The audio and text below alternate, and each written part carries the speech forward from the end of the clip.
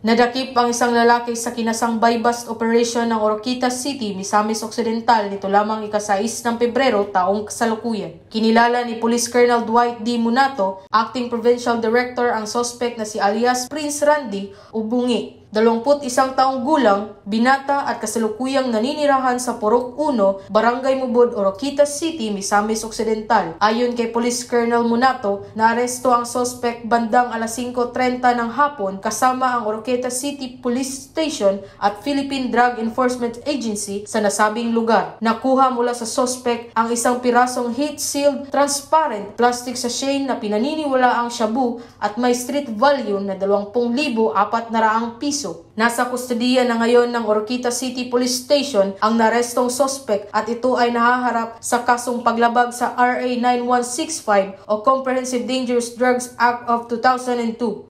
Mula dito sa Northern Mindanao, ako ang inyong PNN correspondent, Patrolwoman Danessa Berdos, alagad ng batas, taga-taguyod ng Balitang Pulis.